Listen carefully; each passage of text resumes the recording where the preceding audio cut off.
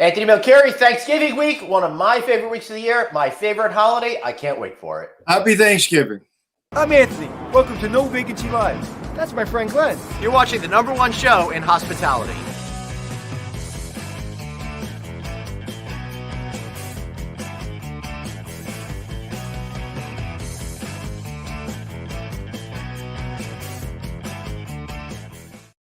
Hey everybody, welcome to No Vacancy Live with me, Glenn Hausman. Of course, the one and only Mr. Anthony Melchiori. Anthony, so great to see you today. I hope you had a great weekend. I'm all geared up for a great week this week too. Do you really have decipher from during the week and weekends? I haven't had a weekend in 9 months. I don't know when one day starts and another begins. It's all runs. Well, I know it's a weekend because my wife is sleeping on the couch as opposed to being at work. That's the only way that I can tell the difference. Okay, and why is she sleeping on the couch? Is she mad at you? Because she's so tired. The poor woman has to get up at like 5 every day. She goes and she's dealing with small little children in the school environment every day with special needs kids. And by the weekend, she gets exhausted. So she'll come down on Friday, she'll come home on Friday night, camp out on the couch. We'll move her up to the bedroom. The family will carry her down to the couch on Saturday, and there she shall reign all day. And then Sunday we do errands. Mrs. Hausman wouldn't like this podcast today. Well, it's a good thing that she doesn't have a clue about what I do for a living, so she has no idea, Anthony. Shh, keep it between us, would you? Good news, bad news. The good news is 3 million travelers this weekend. Bad news is 3 million travelers this weekend. Yeah, I know, right? I don't even know how to feel about this. All right, so on Friday, over 1 million people went through TSA's checkpoints. 984,000 on Saturday. Yesterday, we saw 1,047,000 go through. Anthony, you're right. Good news, bad news. I don't know how to feel right now with these numbers soaring right now. I'm all bad. Listen, the good news is the good news. You got to take your health into your own hands. Like we all got tested this week, right? We have my nieces and nephews coming over. No one can come to my house unless they have 2 tests, a test and a regular test, right? Mm-hmm. So that's one thing. So you wear your masks when you're traveling. You make sure you get tested. You do the things you're doing. I'm actually looking at taking a 3 or 4 day vacation out to Vermont. Mm-hmm. So in between Thanksgiving and Christmas. So I think listen, I'm not going against the CDC or the experts, but what I'm saying is I've traveled, you've traveled. Yep. You've got to be safe and you got to be smart. But the problem is people have a couple drinks and they're not smart. So as long as everybody's doing what they're supposed to do, you can't. I mean, it's been almost a year, bro. By January, we're the months. Yeah, 10. But yeah, right now we're looking at 8 months or so. We really start to lock down mid-March. It's now towards the end of November. 8 months is a really long time, which takes us back to what you're saying. How to differentiate between the days and the months and the weeks anymore is kind of going crazy. So I think we've done 90% of not leaving our homes, and I think 10%. You can leave your home as long as you're being safe. Right. I'm telling you, airlines, at least the ones I've been on, have been safe. I would not be comfortable being on an airline that is completely packed or it's got the middle seat. I wouldn't be comfortable simply because I don't know if I'm worried about COVID or I'm just worried about just too much chaos and too much stress and people, one person bumps into another person or one person breathes on another person, God forbid. I wouldn't want to be around that kind of clutter. But listen, some people stay home, some people won't. I think you get to choose. In the beginning of the pandemic, I think shutting down New York was the right thing to do.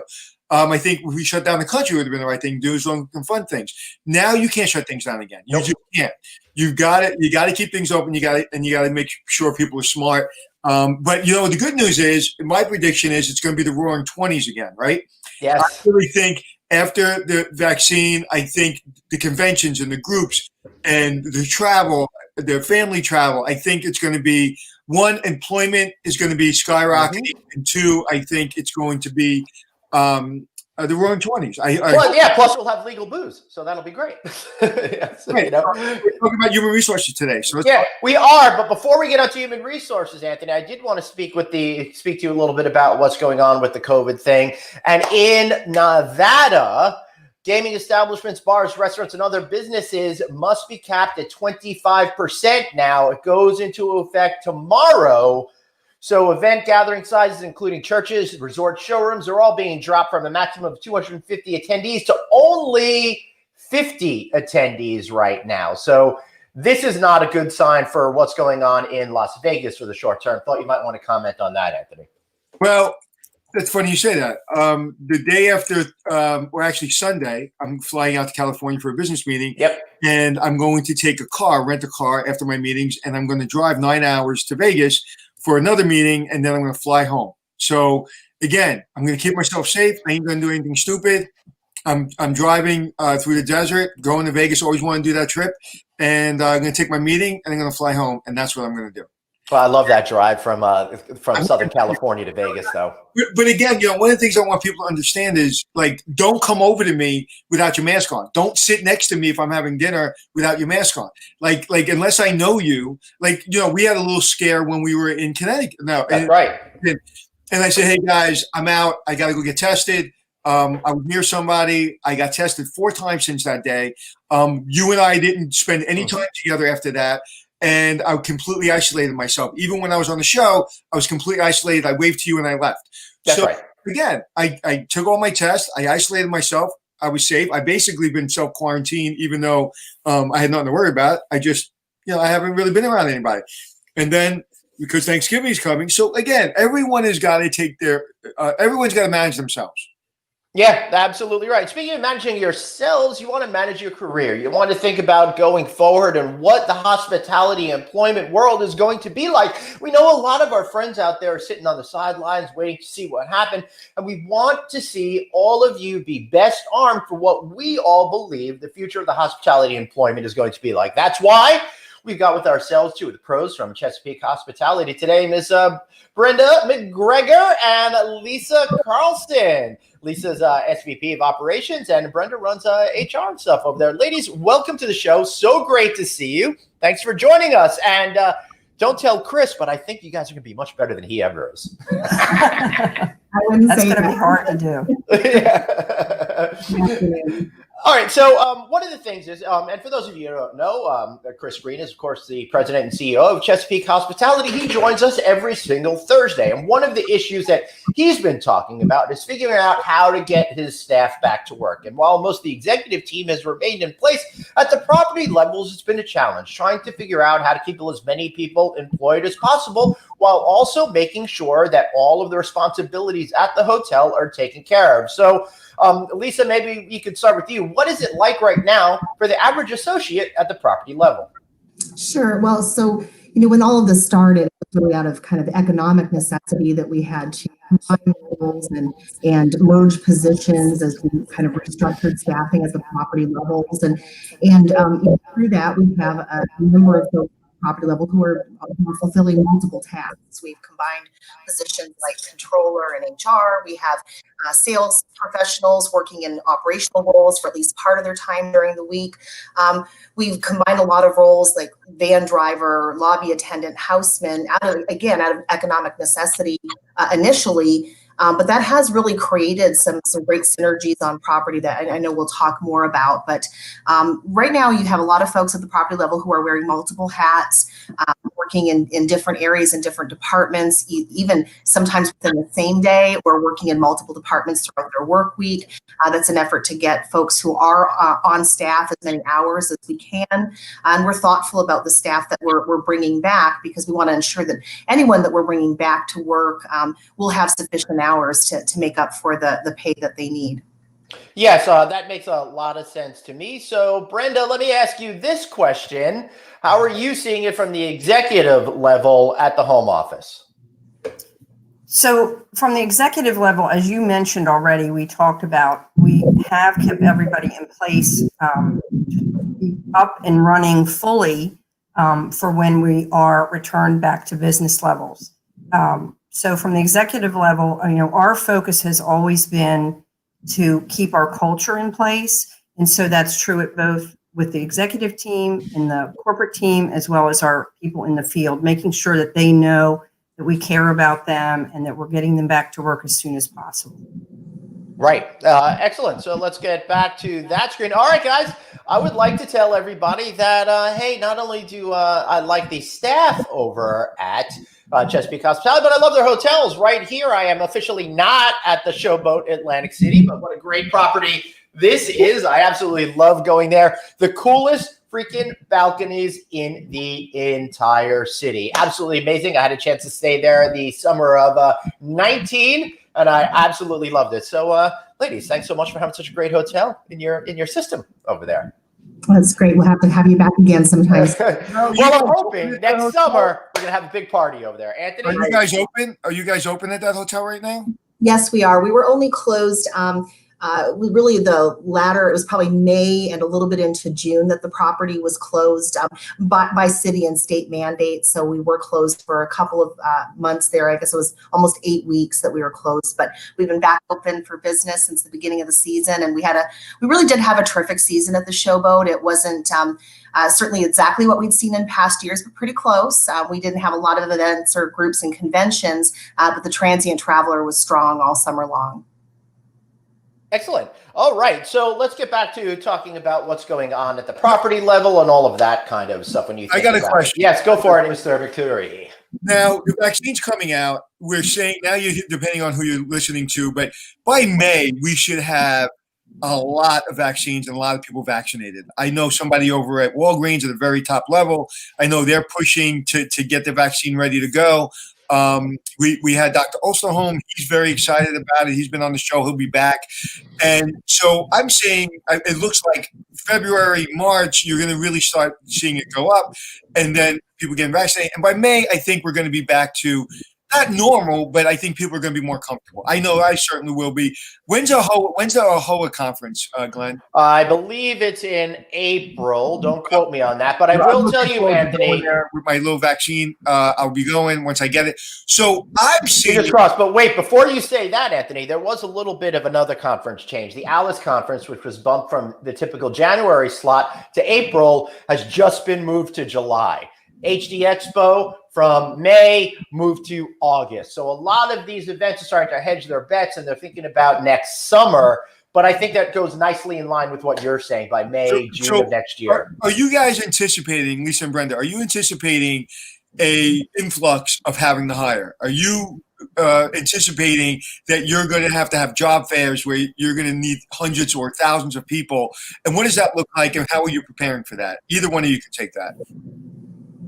Well, I will let you know that we have a plan in place depending on the location, that once we see the increase in business levels, and much like you're seeing, we believe the same is going to happen when the vaccines are put in place and people are wearing their masks properly, that we're definitely going to need to be hiring. And if it takes job fairs, we're very excited to be on the job fair with you guys on the 14th. We have enough of a penetration in each market we're in that we think we're going to be very successful in finding people to hire, to bring back on board, like you're saying, somewhere in the spring or summer. That's really good news. I'm glad to hear that. But Brenda, you also have job openings available right now. Isn't that correct? And this is one of the misnomers we keep hearing. No jobs, no jobs, no jobs. But your company and pretty much every other company we have on here says there are jobs available. What kind of jobs? What's the situation like?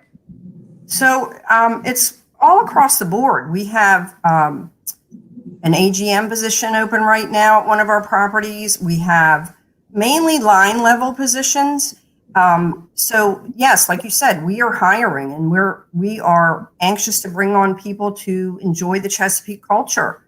So yep, that's what we're seeing. But I think people are much more particular now. Not only Chesapeake, we're very particular. And like Lisa said, we're working with more of a hybrid type role. So people that have broad experience are going to benefit immensely in their consideration. But the people that are out there looking are highly particular too, because they've grown used to, they've been out of work. They've grown used to a different work-life balance than perhaps they had before.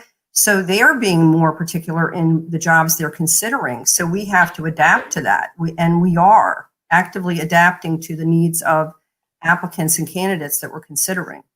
And from an operation standpoint, do you anticipate owners doing more with less? Meaning, hey, Lisa, instead of us hiring that general manager, I think what we're going to do is go with the AGM, get that person, some experience, and then maybe promote them to GM and get rid of the AGM position. Instead of a front desk manager, maybe we have a front desk supervisor. Are you already feeling that pressure to kind of really look at different operations and streamlining positions to make up for the loss that is 2020? Yeah, and that's certainly been a part of our landscape since March. I think that, middle management positions by and large were the ones that were, eliminated early on. We've combined a number of roles at the property level. And I'll say, there's pressure by some ownership groups to do that who are really in tune with hotel operations. We do have a lot of folks from our management or our ownership groups rather that don't have hotel operations experience. So they're really trusting us to make those tough decisions for them. So, but I do think that this is going to be a part of the landscape for a while. I think that food and beverage, that's one of the areas where we don't have a lot of associates right now in our food and beverage departments, whether it be from food and beverage leadership or food and beverage line level associates. We've got very small, nimble food and beverage operations right now, and it's probably going to stay that way until things improve significantly. And then we'll have to look at, adjusting that staffing model to accommodate the guest needs and sort of expanding offerings in that space. Right now, we're not hiring a lot of sales professionals at this point. We have, 1 to 2 sales professionals on site at each property currently. We expect that hopefully in March, April, May, that demand will increase, and then we'll be bringing those folks back, but in a very measured way. We're not just going to add positions back for the sake of adding them back. There has to be to meet a need or to add value. How do you know when the need or value is there? Like, if you're not everyone selling hotels, how do you know that you could sell your hotels? Right. So we look at the market data. We're looking at STAR reports to see what the STAR report is saying about the comp set of the market. Are they running a significant occupancy of 50% or higher? And what's the rate look like? Is there demand out there to get? And recently we took a market and added a second sales professional there because we saw that opportunity. The STAR report indicated that there was some demand in that market. We could see some decent occupancy levels at some of our comp set hotels, and we decided to add another seller so we could take advantage of that opportunity that existed in the market. Anthony, you're on mute. I'll get off mute. I just said I'll get off mute. One of the things that I'm anticipating is to save money. We're going to ramp up from a production standpoint or occupancy standpoint, I should say. And we're going to lag behind on operations, meaning we're still not going to have our breakfast. We're still not going to have some of the amenities that we're used to having, bars open, restaurants open. And I think that that's going to be a problem. I think you're going to start seeing guests come in May, June, July, and they forgot about the pandemic. They're vaccinated. They don't give a crap. They don't want to hear about a mask. They don't want to see. They don't want to hear it. They don't want to hear a word about the pandemic. It's over in their minds. Give me my stuff. And I think it's going to be a slower road for the operations. So if you're listening and you're operating a hotel, if you're running good occupancies, get your staff back to work, get your operations back, get all your amenities back, figure out the food and beverage. Don't use the food and beverage as an excuse that I can't have breakfast. Figure out breakfast in a safe manner. But I absolutely am going, I know there's going to be a vacuum. I know there's going to be a separation of people wanting to get back and occupancy is going through the roof and average rates going through the roof, but some hotels still not having all the amenities. What do you guys think about that? Brenda?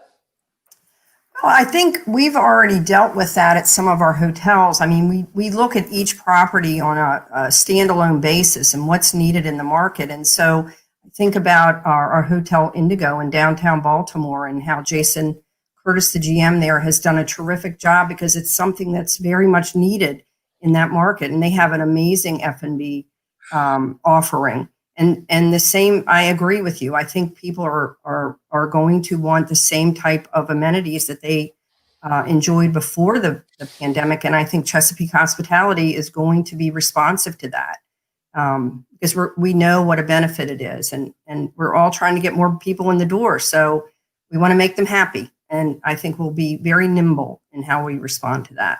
So I don't understand how I'm still caught up on this having jobs available thing. How is it possible that there are jobs available right now? What advice would you have for folks that are sitting on the sidelines with the expectation that there are no jobs out there? Brenda? Well, I think I hear what you're saying, but every one of our hotels is unique. Now, we have been impacted. There are some people, a small percentage, that have just decided because of childcare or whatever that they are not going to come back to work. So that's introduced some of the job openings that we currently have. Interesting. Mm-hmm. And some of it is we are seeing certain markets where our business levels are growing. So we have been mindful of that and are hiring for those instances. So we're continuing to see growth in some of our markets, and that's where you're seeing most of our job openings. Excellent. And to answer your second question, I think, this is going to be a very unique time for people that are looking for jobs, and they just need to be proactive and working on it. And if they're really out there looking and they want to come work for an industry where you can grow to the highest heights, they really need to be focused on hospitality. Right. Interestingly enough, Lisa, you guys are also being flexible in the terms of what people are required to do and not required to do. The most interesting one to me is schools are closing here in New York City again, or they have closed. That leaves a lot of parents stuck between a rock and the hard place. I know you guys are making some accommodations for family situations like that. How is that playing off the operations at your properties? Yeah, we certainly have been making accommodations, and it just makes sense to do so. In some cases, we have parents who, when schools are closed or are still closed now that never reopened, they're having to help their kids get online and do distance learning. So in some cases, they can bring their kids to work a couple of days a week or 3 days a week, so they can still come in, fulfill their duties at the property, but they're also there to assist their child in getting what they need from an educational standpoint. We've also really looked at modifying schedules. We have, some controllers or accounting folks that are, home with their kids during the week, to the extent that they can be, and then they work on weekends to get caught up or working flexible hours. Even some positions working remotely for a variety of reasons, whether it's partially remote or even fully remote for a temporary period of time. We understand that we need to be flexible to keep these great and talented people and make sure that they're there and those positions are filled. When things do start to pick up and get busy, we want to hold on to the best and brightest. And in some cases, we have to be pretty flexible to make that accommodation, make that happen. It was interesting. I was listening to my wife, who's a pre-K teacher, and she was having a meeting with other pre-K teachers this morning, and they were doing an exercise where, like, go around your house, go around the neighborhood, and I don't know, pick out something and describe it, whatever it was. And one of the people as I was in the kitchen making breakfast, one of the people said, well, some parents have other children in the house and they're the only parent home, so they're not going to be able to do that. And it was just interesting to hear that the teachers have to take in so many different things into account to really have the program that really fits that, that family. And there's so many challenges, whether you're a teacher, whether you're in your position, having to worry about your employees. And right now, what I'm finding, at least talking to friends and seeing productivity reports, is that people are more productive if they're allowed to do it their way. And someone asked me why. And once you're given something and everybody's looking at you, you have to do it. When you're surrounded by people in the office, when you're surrounded by meetings and you have people pulling you in different directions, you can blame other people and say, well, I couldn't get it done. I couldn't get that P&L for you because this, that, and the other thing. If I say, hey, can you get that to me in a week, and you're home, that responsibility you take on, and there's nobody to point and nobody to blame. So I think that's one of the reasons, the efficiencies you see of people working from home. I think they're working longer. I think people are more stressed, but they're more effective in some instances because the finger's pointed at them. You're by yourself. If you can't get it done, you've got to manage that for yourself. And if you're not managing it for yourself and not explaining it to us why, you're going to be held accountable. And I think so. On one hand, it's good. On one hand, it's not good because you never get away from the office. So, Brenda, how do you go ahead and create a program that's flexible for each of the individuals in question on your executive team or those of the property that can be more flexible? And how do you make sure that everybody's doing it on the up and up? Well, it's a great question. What I love, it helped us because we have a culture where we meet people where they are. And we've had to expand what's possible throughout this whole pandemic and really turn it upside down and figure out how can we make this work for our people, but make sure the operation is running the way we need it to run. And it's introduced like new and innovative ways of doing business. So it really is taken on a case-by-case basis. We have strong leaders at all of our hotels that are implementing it. We have to sometimes backtrack and make different decisions if it's not working, but it's part and parcel of what we're already experiencing. And we're just finding ways to do that in a completely different world. And it's working. And I think, my big concern is, like you said, Anthony, the stress that people are under. Like, they are required to get their job done, but how much are we pushing them when they've got 3 kids at home that they need to homeschool, or they have parents they're taking care of, or whatever the myriad of challenges they're dealing with. So we've got to stay in tune with our people. And one of the things we've done throughout the pandemic, and more so even recently, is have one-on-one conversations with our teams in the field to find out, what are your challenges? How can we help you? And that has had a magnificent, long-lasting impact on our relationship with them, and also just really getting in their world and meeting them where they are and finding solutions so that they aren't so stressed and they are able to do their job well without all that additional burden on them. You know what's interesting? When you ask someone said last week, when you ask a guest, what can I do for you? That's a good way of getting people to kind of explain what they need. You just said something that's so profound and so simple, but has changed the dynamic for Chesapeake, right? Like, what can we do to help you do your job better? Those words change everything because you give them the control. And that's another thing that I think that we've learned through this process. And then even in my management style, because I have a pretty aggressive management style when I was younger, whereas like this is the expectations. When I was doing a mission statement, or when I was really turning around a struggling hotel, I would ask a lot of questions and a lot of opinions. But typically when I'm just running the operation, I'm maybe not asking as much as I would when I'm completely resurrecting a hotel with my team. So I think that is something we can all take from what you just said, is how can I help you? And if you have 1,000 employees, that may be 1,000 different schedules with 1,000 different ways and job descriptions. And that's okay, because you have 7 days, 24 hours at home. So if I'm not going to hear from you Monday, Tuesday, and Wednesday, that's fine. But if Saturday and Sunday, if you need to send me emails, I may not listen to them because I want to be off on the weekends. I'll get to them on Monday. And we just have to change the dynamic. And I'm going to back up a little bit if I can, Glenn. Can I ask you another question? You sure can. Let me get to the backup noise. Beep, beep. He's so cute today. What is the feeling of the team, especially the executive team, that you guys have fought so hard to keep on, including yourselves? I mean, Chris, from the beginning, you saw him literally go through what looked like hell. Some days he looked great, and some days he tried to fake it, but he looked like he was going through hell.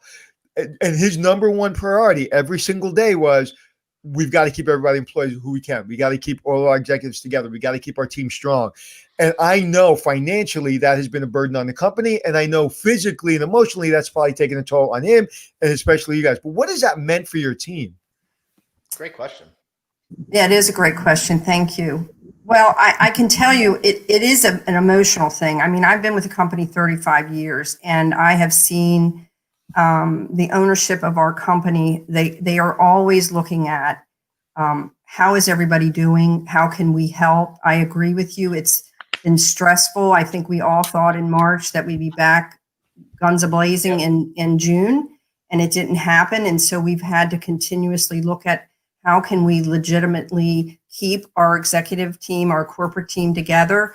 It's been a major focus of all our owners, of all the executive team, because we know, number one, they're so valuable, and the value they bring to the company is unheralded, honestly. And so we're excited because we can see that the tides are starting to turn, and we want to be ready to some of our competitors, because we have been able to keep all of our staff together. And the ownership felt when they had to weigh it all out, we'd rather err to the side of keep our people in place, not only for them and the value they bring, but for the company and the impact we'll have on all our hotels and businesses. I think that's a great point to put out there. If you keep that team in place, they're able to go from 0 to 60 pretty much instantly. If you're in a situation where you have to get people back or replace people that may have moved on after you had furloughed them, then you're going to be much more behind the 8 ball. So kudos to the Kim family ownership for being able to do this and for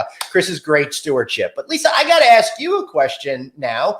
What are some of the things that you're learning through this that you're going to be able to apply to make your hotels operate a little bit better when we're back to normal? Is some of this hybrid stuff going to stay? Flexible scheduling going to stay? What are some of the lessons that you learned that you think are actually going to stick?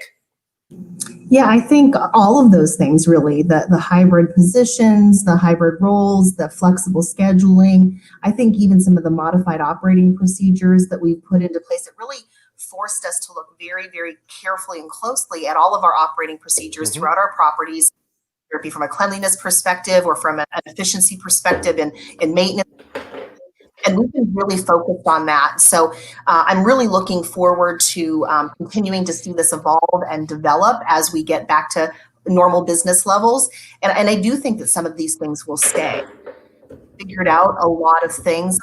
I love what we've been doing from a cross-training perspective with our teams at the property level. We have folks, working in different areas, working in different positions. They're learning a lot more about the whole big picture of how the hotel operates. And I think that we're seeing some new leaders emerge. We have some folks that have been working in a variety of positions, front office associates who are pinch hitting in our smaller food and beverage operations right now and saying, hey, food and beverage might be, something for me. So I think cross training, it will be a thing that will get more emphasis and focus going forward. And I think that will only make the team stronger and better and ultimately result in greater guest service, guest satisfaction. We were talking about this last week. We have a number of hotels who have really done an amazing job of ratcheting up their guest service scores recently. I've seen some incredible guest service results. And when I was talking with those GMs, in amongst other things that they were pointing to, they did point to the fact that they have folks working together more closely in departments, whether it be front desk and housekeeping or front desk and maintenance, working more closely together. And it's provided a better opportunity for that big picture to come together for these folks and resulted in great guest service scores. So Brenda, Anthony, I know you wanted to ask a question. No, go ahead. Ask me the question. So Brenda, how do you keep the goodwill going when you get back to it over the long term? Because it does feel that the people that have stayed probably feel very thankful. They're also given opportunities to expand their skill sets in there. So the scores are up. How do you keep that positive energy going when we do seem to take a normal, when we go back to normal? Say it's a year from now, right? And we've gotten to that place where everyone's starting to get complacent with things being back to normal. How do you keep it going? Okay, that's a great question. And I think there's a number of silver linings that we have seen through this that we're going to carry with us no matter what, whether there's a virus in place or not. And one is, one of my biggest takeaways is the personal connection that we've had with people that I don't normally talk to, or that Lisa maybe doesn't talk to normally, that's in the field. And we were always good at that, like getting a pulse of what our people felt like, but it's at a much richer layer now. And I don't think that will ever go away. I think each of us is going to continue to have one-on-one conversations with our people in the field and really have those meaningful conversations about what's important to them, what's working, what's not working, how can we help support you or find solutions.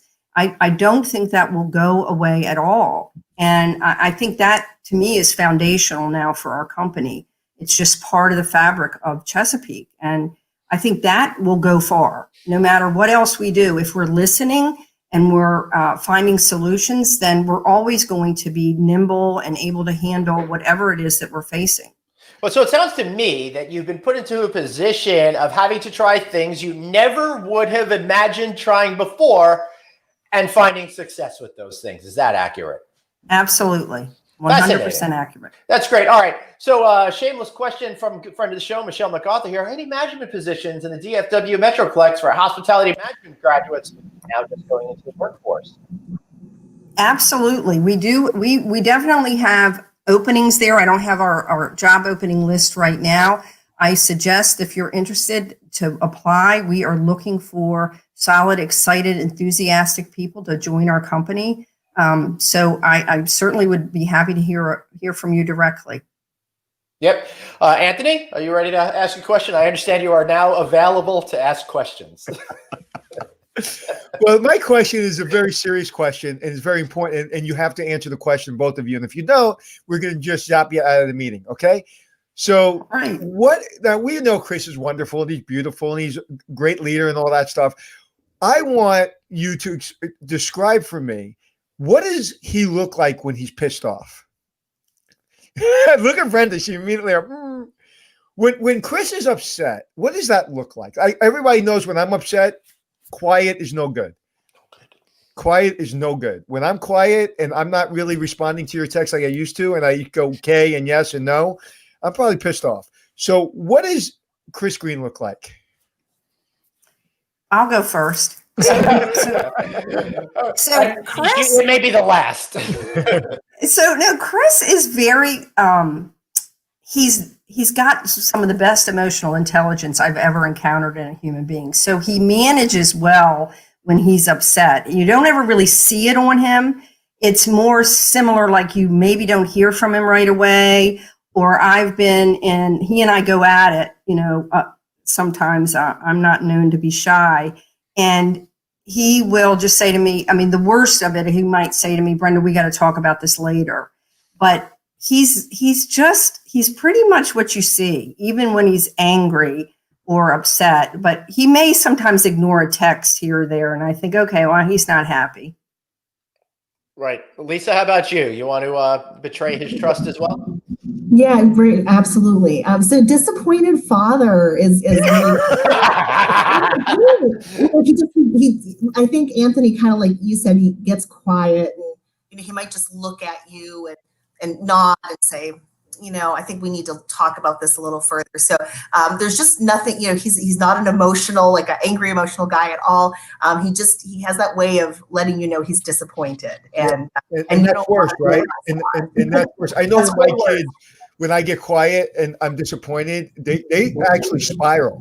They start getting a little crazy because it's like, is he okay? Is he okay? Is he okay?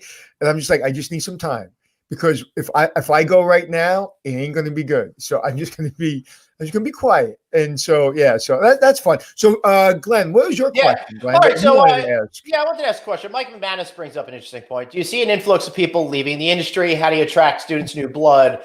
But my question really is more, what's going to happen with mid-level managers? A lot of them seem to be on the sidelines now, and a lot of them, like Mike is saying, might be leaving the industry. I'm worried about what happens to companies like yours, not next year, but in 5 years from now, 10 years from now, when you don't have all of those executives that you've been building up for all of that time. What is the situation really like, and what are you going to do about it, Brenda? Well, I do think you're right. I mean, unfortunately, the mid-level managers are the ones that have been the most negatively impacted. I think you've got to be smart and be in your communities. I know we're involved in our local high school, an all-girls school we're involved with in their internship program. We helped to set up their hospitality program, and awesome. It's going to be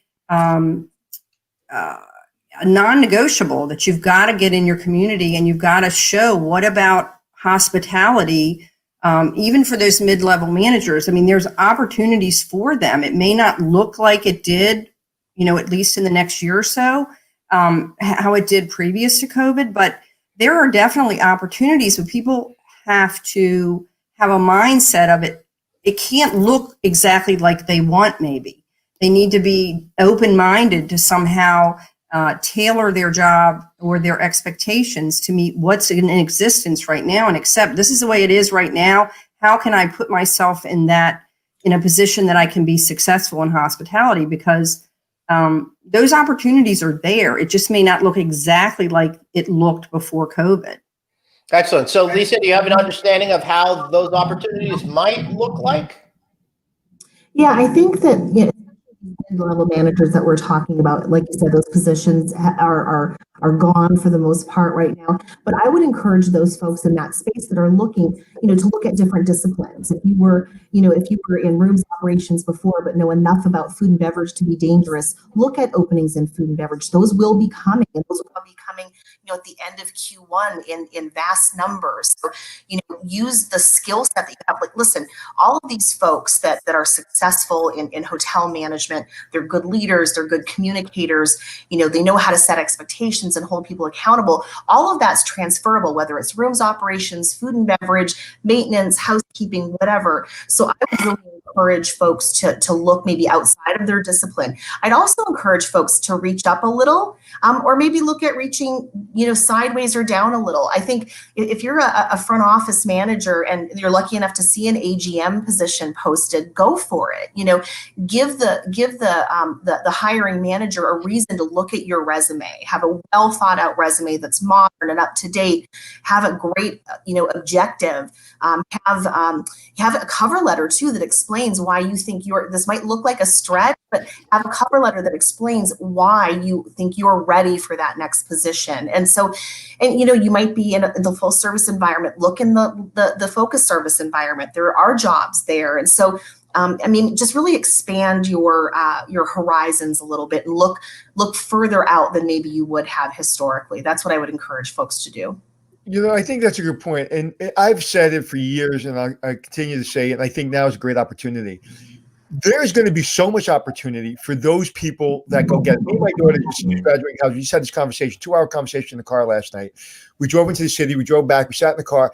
And I said, no one's waiting for you to graduate. No one is waiting for you to give you a job. No one cares if you get a job. Okay. They just don't. You have to go get it. And I think especially in hotels right now, you can go from a front desk manager or a front desk agent to general manager in a couple of years. I saw a young lady that works at a club in the city, a very famous club. And she was a busser 4 years ago. She's the general manager of the club today. Okay. Responsible people that show up on time, that do what's asked of them and more, and treat their employees and the people around them well in our business, the service business, will get promoted rapidly. But you have to go and you have to show up and you have to be aggressive. And that aggressive, my style of aggressiveness and Chris Green's style of aggressiveness probably looks differently. Glenn's style of aggressiveness looks differently than mine. So it doesn't mean knock down doors and be the loudest person in the room like Glenn is. He's so loud. It's more about showing up and being prepared. I talked about recently the word yes. Say yes. What's the question? Yes, I'll do that. What do you want me to do again? And those are the people we all want to be around. Those are the people that we're addicted to. It's how many times have you had a project and the person that gave you back the project that you asked for was 10 times more than what you expected? On the other hand, how many times have you given somebody a project that that wasn't really thought out and gave you exactly what you wanted, exactly the way you wanted it? And you're like, oh, I expected a little bit more from that person. You weren't even thinking you expected more. But when you saw it, it was like, oh, yeah, you gave me what I wanted. But I was hoping that they would give me more, right? And that's what it's about, especially in your positions, operations, human resources. When you see those people with those kind of traits, it excites you. It gets you skipping around the hotel. Yeah, that makes a lot of sense. So I got a question then for you guys. Brenda, one of the frustrations that I'm seeing is sometimes, back when I used to apply for things, it would be I'd send in my resume, I'd have a nice cover letter, and, I would use a different piece of colored paper, like I would use a bright colored paper so it wouldn't be white and stand out. But now everything seems to be automated on the computers. Producer Dave, who's a great revenue manager who is sidelined, is citing frustrations with doing the resume and then having to refill out the same stuff over and over and over again with each thing. How can they shine through? How can they really get your attention in a highly automated kind of way when it comes to what HR has been doing lately? Yeah. So Lisa and I were talking about this the other day, that it's changed a lot. Like, there were some sins that could be forgiven back when we were so flush, but I would suggest, number one, that you are very neat, and what you put together is professional. We really can't afford typos or grammatical errors at this point, because they're going to be just, if you haven't taken the time to make sure what you're submitting is crisp and professional, then you're already shooting yourself in the foot.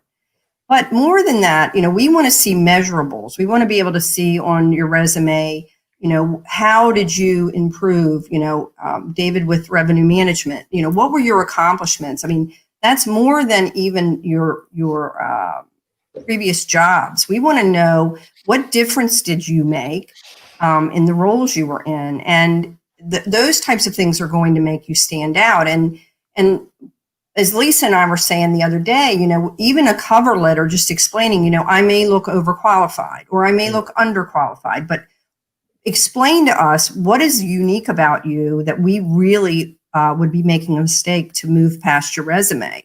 So it's going to take something from the candidate to do more than the standard application and resume. They're going to have to showcase themselves in a way that maybe they're not comfortable or maybe they've never done before, but they really need to highlight for the employer, what difference are you going to make in our company? What have you done? What have you actively done in the past that would make a difference at this hotel or at the corporate office or wherever it is that they would be applying? All right. So what's the most creative resume that you've ever seen? I've seen some videos. I've gotten videos of people. Awesome. Yeah, it's and we're open to all of that. We love to see people that are authentic. I mean, that's one of the hallmarks of our company, is we want people to be themselves. We're not a cookie cutter company. We want to see what about you is unique and different, and that will make a difference working for Chesapeake. Right. Excellent. Lisa, anything to add to that? Really just, resumes anymore, it isn't just about your job history and reciting months and years of employment at various. We really want to see, a little bit of who you are, what special skills and accomplishments you bring to the table. Like Brenda said, how you can make a difference at the hotel or within our organization. It isn't just about job history. It's really more about those specific measurables and more so what your unique characteristics or skills are, whether it's communication and give examples, or whether it's results driven or mentoring others, or whatever it is that you feel is kind of your claim to fame. Make sure that comes through in your resume, because just job history, that is not. How do you understand the corporate culture enough to be able to be creative within the right confines of what that company is? Because if I was, I see the difference between, if I'm looking at the major brands, Marriott has gotten a much more, closed type of a culture, much more corporate feeling, where some boutique hotel company might have very loosey-goosey type of feeling. So any tips on how, whether be it with Chesapeake or another company, that you could understand better what the corporate culture is, to be able to match back that you fit that culture and are doing something creative and unique in a way that highlights that culture? Well, I'll answer that, and then Lisa, if you have anything to add. But I do think you need to find a way to connect. If you're applying at the corporate office, who can you get a phone call in to find out? And it doesn't necessarily have to be the hiring person. Just find out a little bit, call Tanae, who's our executive assistant, and find out what is your culture like. I mean, we certainly have a website, and it's a lovely website, but you're not going to know unless you talk to someone. Get on LinkedIn and look and see what you see with the company. Also, if you're applying for a hotel job, go visit the hotel. One of the things we've done previously, which has made a difference, and I hope we're able to do it more, is we've asked our staff to bring anybody that they know are interested in working for us to come in and have a lunch at the hotel. We haven't been doing that during COVID, but it's a way for them to really get a sense of the culture in our hotels and the culture of the company. Anthony, hey, Glenn, would you like me to answer a question now? I'm just waiting for you to do it. If that's I'm having too much fun in our private chat today. I got to tell you, he is giving me such a hard time today, like never before. I don't know where it came from. I think this haircut has freaked you out, Anthony. I think, you know what? As I meditated this morning, so I feel zen. So David, our producer, asked a good question. 1-page resume or no? 2-page resume, 3-page resume. Would you like a book? Would you like 2 books? Ideally, I'm a 1-pager. I like to limit it as much as possible. I think that's what people get tired of reading. So if you can do a 1-pager, ideally that would be. So, and what is your process? Not to interrupt you, but this is, okay, you have a job and there's 5,000 resumes for that one job. Tell me what that looks like. What is the process of that hitting the mailbox? Who's it go to? How's it get filtered out? How's it get to, if I'm a general manager and I need a front desk supervisor and I work for Chesapeake and I say, hey guys, I need a front desk supervisor. How many people see it before it hits my desk? Got it. So, well, it's changed a lot, but ideally we have an HR person at each location that is the first line that they're going to review and just make sure that the candidates are a good fit for what they know with the culture and the experience. And then they're going to winnow it down initially and then forward it to whoever's hiring, whether it's the GM or if they're hiring, if it's to the executive housekeeper or the F&B director or whomever. But we usually have a first line. And now with COVID, Denise in my office, she is handling that now where she's assisting the GMs for any jobs they're posting if they don't have an HR person in. So how many resumes can one person go through before it all looks the same? I've said this before in the show, whereas if I get resumes, sometimes I'll have 500, 600, 700 resumes for a job. And I literally time myself. And I can go through 500 resumes in probably 10 minutes because I literally spend seconds. I have piles, need more thought, garbage, and yes, I'll call them back. The more thought ones, I just take 2 seconds. Oh, I got to look at that. Got to look at that. And this, yes, no, yes, no. 10 minutes, I'm through hundreds of resumes. That is not the most effective way to get my attention.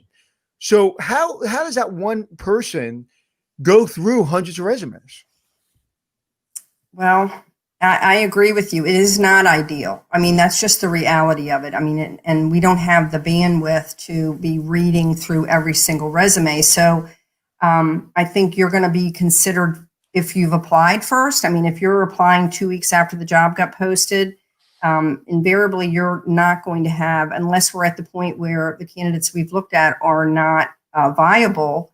But I think much like we were saying, you've got to make sure your resume and your cover letter, I think a cover letter is much more important now than it was in the days past. And I think it needs to pop out to us and have a compelling argument for what we're trying to do. And because we're not going to be able to give 100% attention to that 200th candidate. It's just not realistic.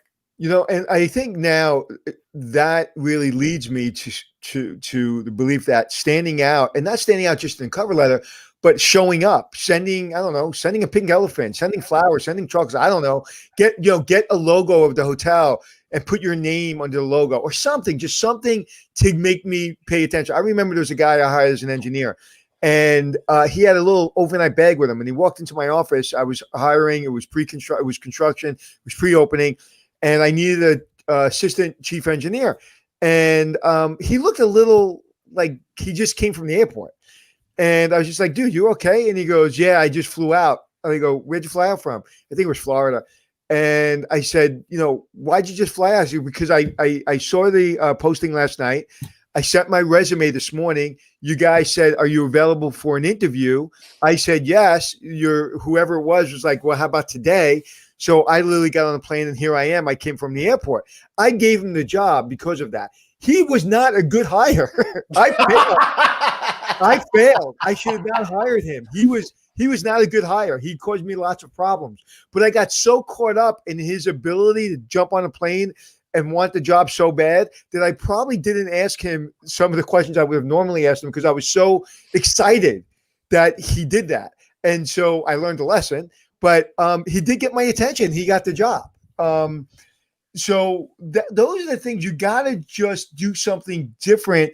And it's more than the cover letter, more than the resume. It's more than the color of the paper. It's more than the words on the page. It's something like a salesperson. If you're trying to sell me something like glassware, put my logo on a glass, send it to me. I am going to call you simply because I feel guilty because you spent the time and the money to put my logo, I have to call you now. Even if I don't want to. It's going to annoy me to call you, but I will.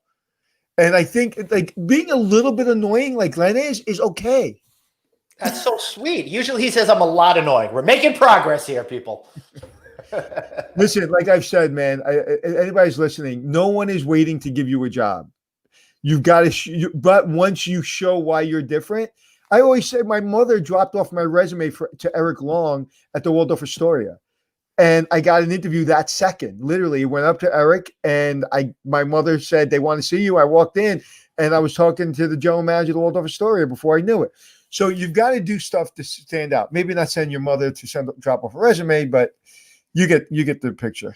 Glenn, do you ever send your mother to drop off a resume? My mom has been an active role in getting me everything I've ever had in my life. Without her, the reason I'm working with you is because she called me and she goes, please. He's a big fan. He's afraid to call you. Can you do me a mitzvah? And I said, yes, I can. Just like Carolee Hausman right there. I love this one. This is very Costanza-esque. How about you showing up for your first day like you've been hired already? That would be funny. Lisa, serious question to you, though. Producer Dave is wondering, sometimes maybe you see somebody who's applied for one job and you realize, heck, maybe they're better for another job. Has that happened to you folks, and how do you handle it? Oh yeah, we've definitely seen that happen a number of times. You look at maybe their previous work history and see something in food and beverage and think, oh, maybe they'd be a good fit there instead of in rooms. But that happens all the time. And I think having a great conversation with the applicant is really where that comes out. They may have been just applying for the position that you had open at the time, but when you talk to them and you find out really what are their goals and aspirations, where might they fit into this organization to make the hotel as a whole stronger and better, you might find a better fit for them. I think we like to keep an open mind.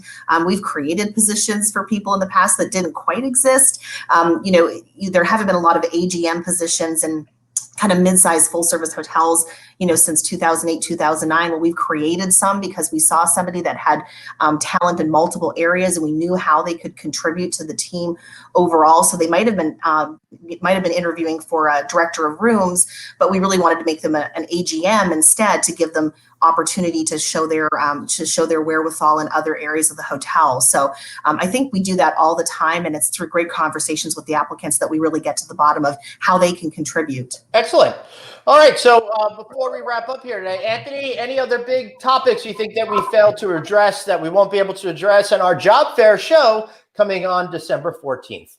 Yes. If Glenn was applying for a front desk position, would you hire him? Absolutely, in a heartbeat. So that really tells me how low the standard of Chesapeake is. Okay.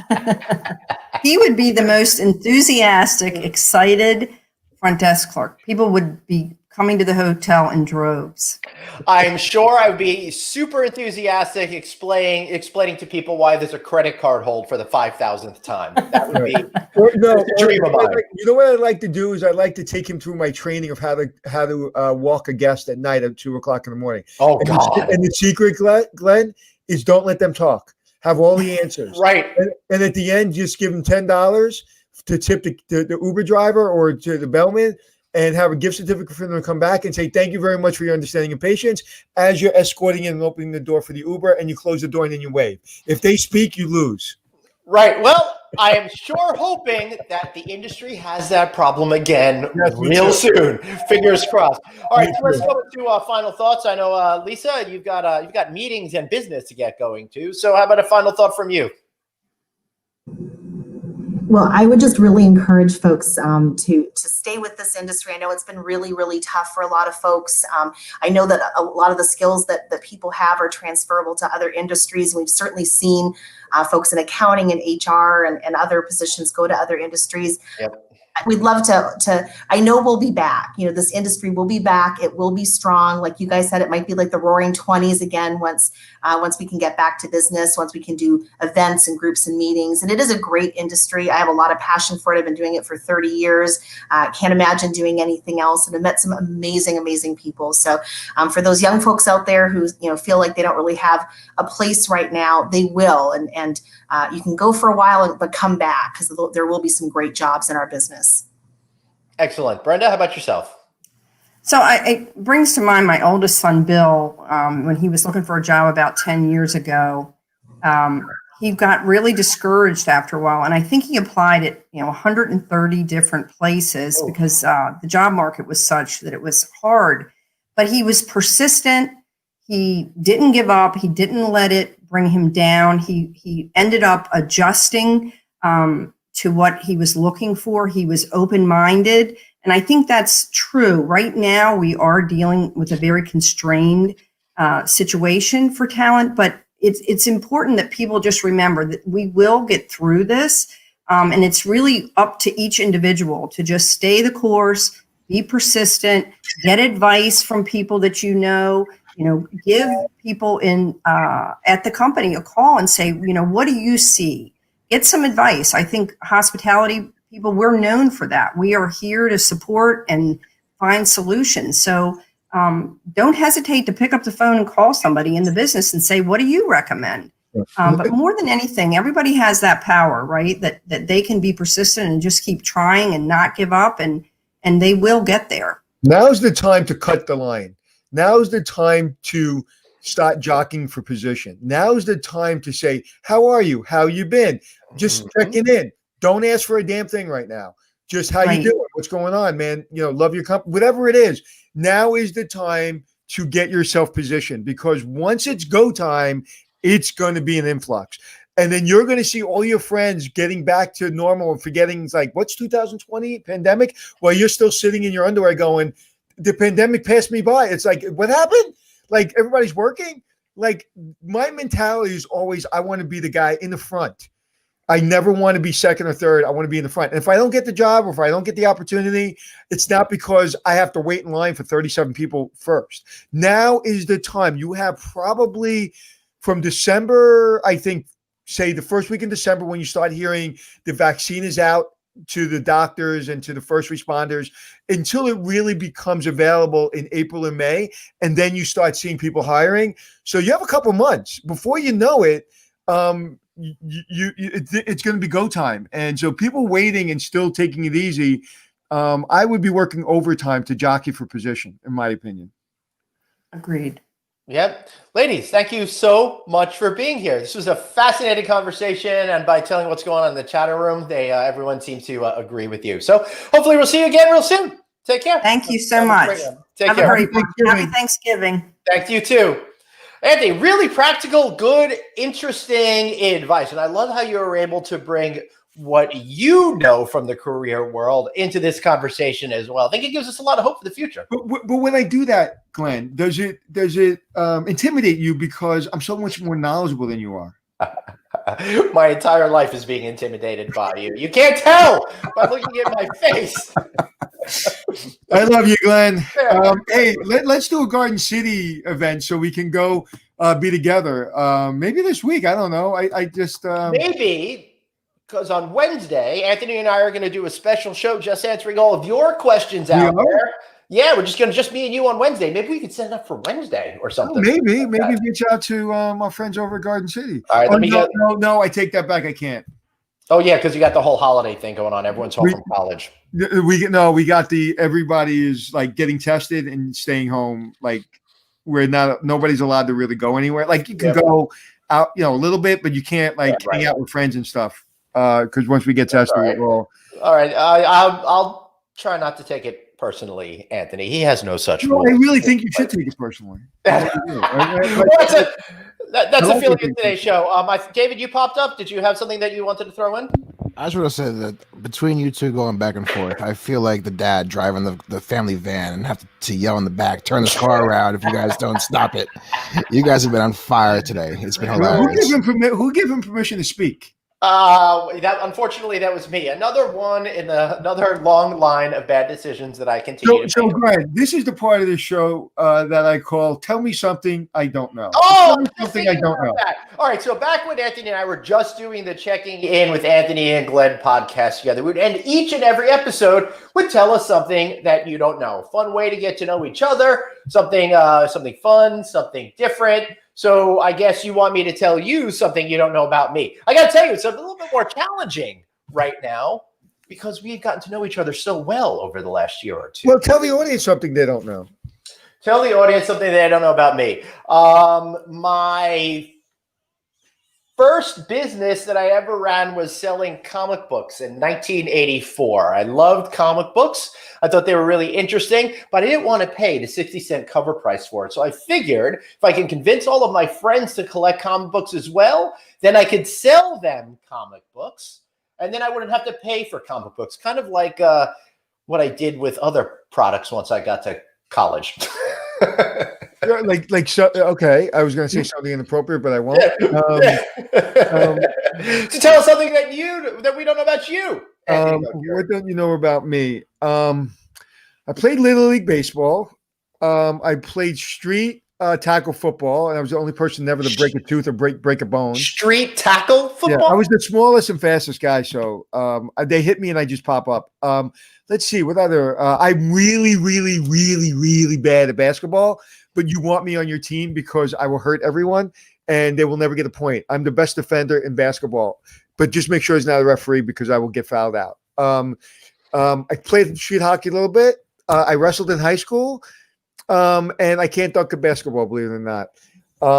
Can you believe that, Glenn? And you know what's something the audience doesn't know? What? Saturday, I called Glenn because I just felt like it. And he took a picture of where he was, and I took a picture of where I was. My picture, I'll explain my picture. I was on the beach, which I try to get to as much as possible, which is right down the block. And where were you, Glenn? I was in Blydenburg Park, which is right over there. I've got this amazing park out there. It's awesome woods and horse trails and stuff like that. So I try to go out every day and go for a hike. And that's where I took my picture. Now, what does your hike look like? Is it like a 10-minute walk, or is it like an hour and a half sweating up the hill? Tell me what usually I just have somebody drive me around so I can do it quicker. But on days that I walk between 4 and 10 miles, depending on the day and what I want to do. The whole lap around the entire lake that we have there is good 7-8 miles, but I could do a short one by just going around a ring near my house for about 3.5-4 miles. Wow, that's pretty good.